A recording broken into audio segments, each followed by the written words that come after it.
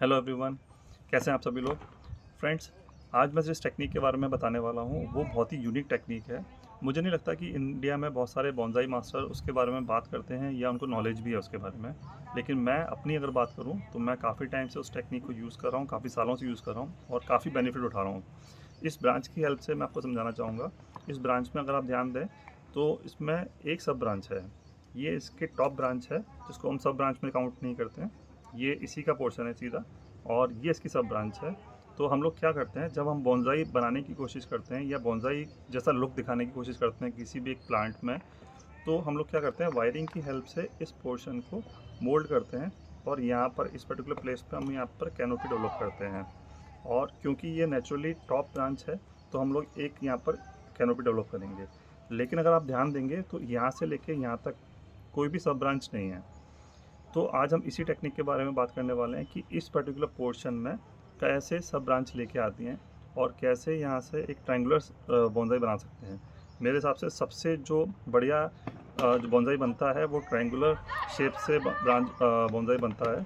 Triangular shape की अगर मैं बात करूँ तो ट्रायंगुलर शेप कैसा होता है, त्रिशूल जैसा होता है, जैसे आपको ये दिख रहा है, एक, दो, और यहाँ पे जो तीसरी ब्रांच हम जो नेचुरली ग्रो करेंगे वो तीन। तो सबसे बढ़िया जो शेप ट्रायंगुलर शेप होता है, अगर हम चाहें तो ऐसा नहीं है, हम इसके भी मोल्ड करके इन दोनों को भी सब ब्रांच ऐसे यूज़ कर सकते हैं, हम ऐसा भी बोनसाई बना सकते हैं। लेकिन सबसे बढ़िया जो बोनसाई बनेगा, या किसी पर्टिकुलर पोर्शन में अगर आपको ब्रांचेस चाहिए, आपको घनापन चाहिए अपने बोनसाई में, तो वो कैसे कर सकते हैं, नेचुरली और आर्टिफिशियली, दोनों की हेल्प से। तो चलिए फटाफट विदाउट टाइम वेस्ट हम करते हैं कैमरे को फ्लिप, और मैं सिखाता हूँ आपको एक बोनसाई की हेल्प से कि हम कैसे किसी भी पर्टिकुलर पोर्शन में ज़्यादा से ज़्यादा ब्रांचेस ला सकते हैं। आज हम बात करने वाले हैं इस पर्टिकुलर बोनसाई के बारे में। इसका नंबर है 18 और ये लगी है इसमें फर्टिलाइज़र बकेट। तो इस बोनसाई को देख के आपको ऐसा नहीं लग रहा कि ये हवा की वजह से गिर गया है या टेढ़ा हो गया है। तो मैं आपको बताना चाहूँगा कि ये टेढ़ा नहीं हुआ है, हमने जानबूझ के इसको टेढ़ा करा है। यूजुअली हम लोग क्या करते हैं, जब कोई भी बोनसाई एक पॉट में लगा होता है तो हम उस पॉट को टेढ़ा करते हैं।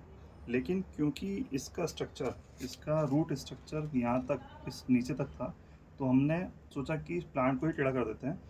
और जिससे क्या होता है कि जब सनलाइट पड़ती है, आपको मालूम है कि सनलाइट की वजह से लीव्स सारी सनलाइट के डायरेक्शन में जाती हैं। सपोज अगर ये हमारे ऊपर टॉप पोर्शन से सनलाइट आ रही है तो सारी लीव्स इस साइड में जाएंगी, टॉप पे जाएंगी।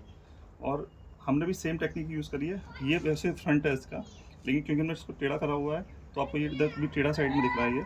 अब हम आगे आके क्या करेंगे, जब इस पर्टिकुलर जगहों पर ब्रांचेस आना चालू हो जाएंगी, जैसे आप देखें ये एक ब्रांच आना चालू हो गई यहाँ पर, और ये एक डेवलप हो रही है यहाँ पर। पहले यहाँ पर एक भी ब्रांच नहीं थी, अभी थोड़ा सा यहाँ पे कम घनापन है, जबकि आप देखेंगे यहाँ पर काफ़ी घनापन है, यहाँ नहीं है। इस पोर्शन ये खाली पड़ा हुआ है, इधर भी कोई ब्रांच नहीं है यार। ये देखिए आप, अगर मैं आपको अभी जूम करके दिखाऊंगा, एक ब्रांच यहाँ पे भी आना चालू हो गई है।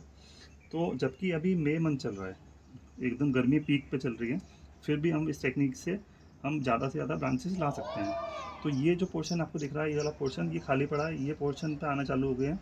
और इस पोर्शन पे और इस जगह पर हम घनापन लाना चाहते हैं, तो हमने क्या करा, हमने सन की हेल्प से, जहाँ पर सन है, सन क्योंकि हीट जब पड़ती है तो यहाँ पे आपकी ब्रांचेस निकलना चालू हो जाएंगी। इस पोर्शन में जैसी ब्रांचेस आएंगी हम इसको वापस से सीधा कर देंगे, स्ट्रेट कर देंगे।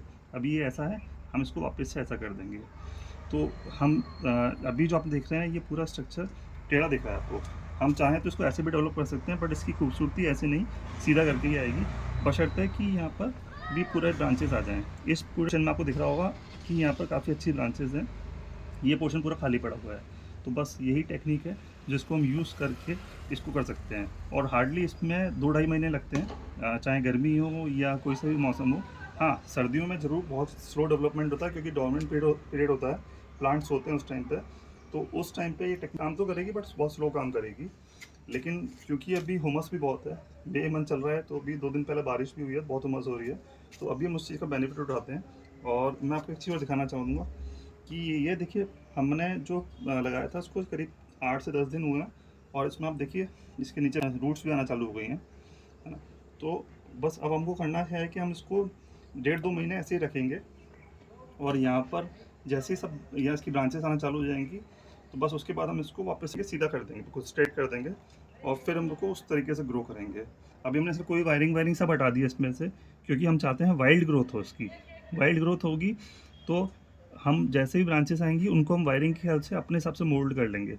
लेकिन सबसे पहले हमारी जो प्रायोरिटी है वो ये है कि इसमें सब ब्रांचेस चाहिए हमको, जिससे हम मोल्ड तो कर सकते हैं, लेकिन मोल्ड होने के लिए ब्रांचेस तो होना चाहिए।